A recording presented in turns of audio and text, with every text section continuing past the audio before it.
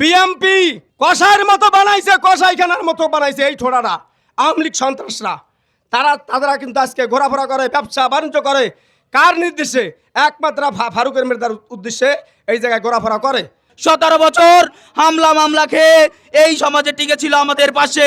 আজও যদি মিথ্যা মামলায় জড়াতে হয় তাহলে এই দেশে থাকার আর কোনো মূল্য থাকে না।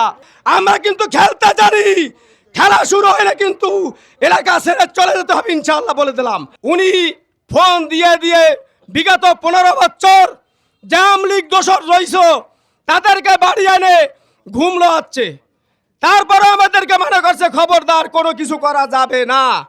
কিন্তু 15 বছর একটি দল ক্ষমতায় রয়েছে, তারা ঠান্ডা মাথা করতেছে।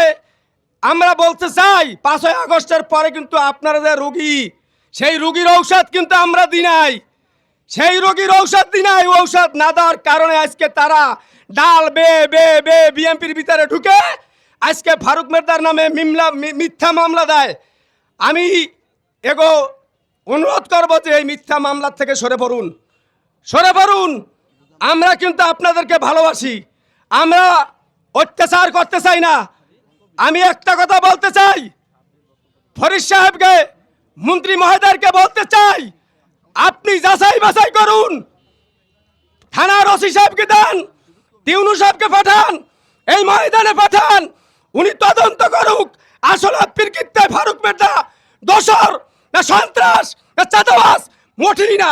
জনগণ তো সে রায় দিচ্ছে আজকে। শাসন তদন্ত করে দেখবে কারা দোষী আর কারা নির্দোষী। কিন্তু আমরা দেখেছি ওই শিক্ষিকা একটি পক্ষ নিয়ে আরেকটি পক্ষ নামে মামলা করেছে। আমরা এই শিক্ষিকার আচরণে সত্যি আমরা মর্মাহত এবং লজ্জিত। আজকের এই উপস্থিতিতে সুস্পষ্টভাবে প্রমাণিত হচ্ছে যে সামনে তদন্ত হবে, এই তদন্তে মির্জা ফারুকুল ইসলাম নির্দোষভাবে প্রমাণিত হবে। সংগ্রামী সহযোদ্ধাবৃন্দ, আমরা সত্যের পথে আছি, অন্যায়ের বিরুদ্ধে লড়ব, আমরা সবসময় সত্য কথা বলতে শিখব। আমাদের একটা কথাই মনে রাখতে হবে, বিগত প্যাসিস্ট সরকারের আমলে আমরা বিভিন্ন অত্যাচার নির্যাতনের শিকার হয়েছি।